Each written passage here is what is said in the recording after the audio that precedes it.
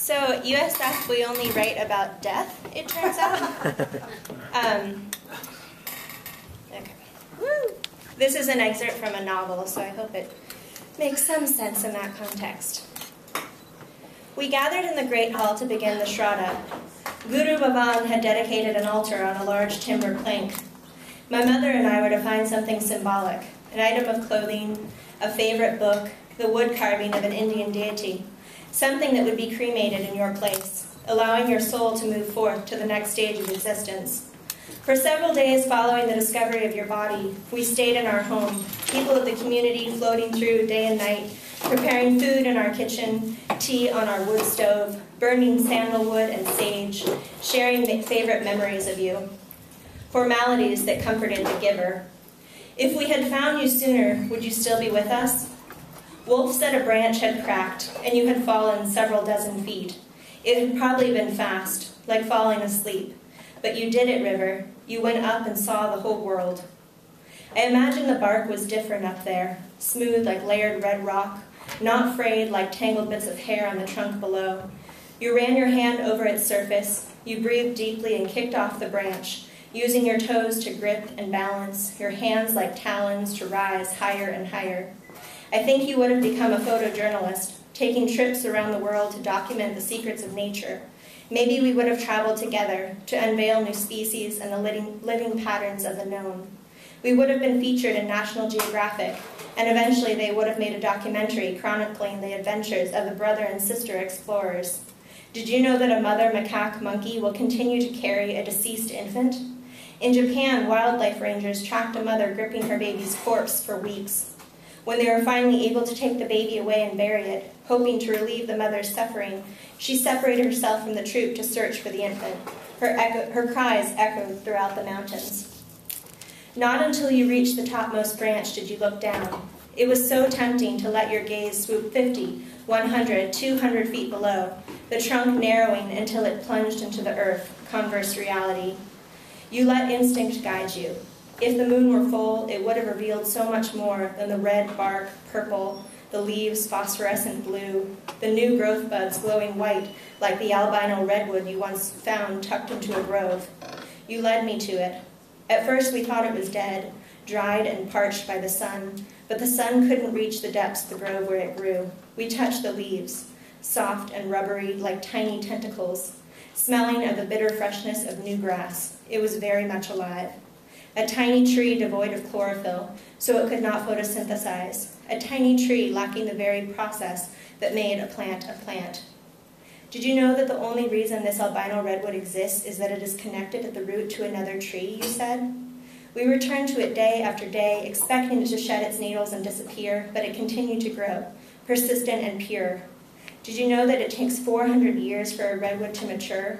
Did you know that some trees are believed to be over 2,000 years old?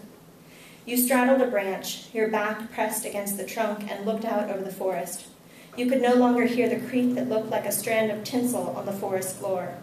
You closed your eyes and breathed in the power of reaching such heights.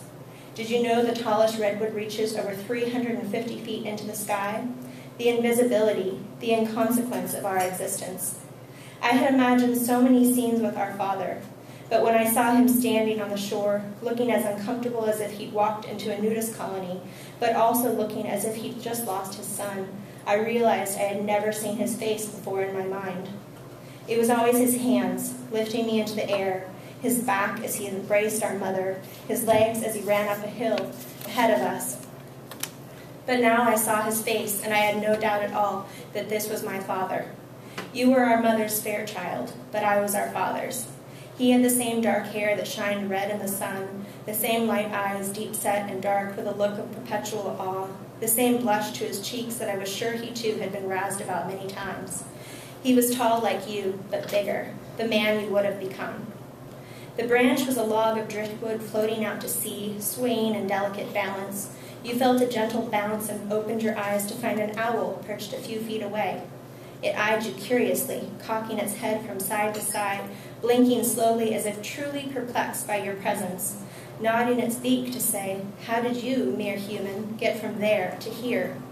"I wanted to see the world through your eyes," you said. The bird took flight, wings stretched out still, angling over branches, spiraling down, gliding into the darkness until it resembled a single feather drifting in the wind. I stood at the altar like a stone in a stream. People moved carefully around me, tight smiles sharing their sorrow and forgiving my inability to move out of the way. I clutched a white flower while my father stared past me at the sea, at my mother. Wolf took my hand and guided me onto the boat. My mother held the small red box filled with the ashes of your photo book and a sapling cut from the base of your tree. I sat beside her and took her hand as I stared back at the shore, a sea of white, hands in prayer pose, my father in black, his hand in salute, shielding his eyes from the sun. You shimmied along the branch until you could lie back, staring up at the muted stars. Maybe the branch creaked beneath you. Maybe a gust of wind thrust the tree. Maybe you were 16 and invincible. Maybe you just let go.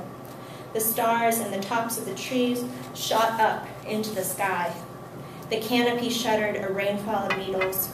You lay on a cradle of branches, eyes open but no longer seeing. Wolf dropped the oar into the water and pushed us gently away from the shore. Once we overcame the breaking waves, settling into the gentle rhythm of their potential, my mother lowered the box over the side and released the ashes into the water. From the shore, Guru Bhavan waved his arm, and the people poured from the sand into the waves. Rattlesnake grass undulating on the hillside, a Hindu chant flowing forth, the resonance of the gong rippling over the water, the sweet redwood musk as vital as the air we breathed. Thank you.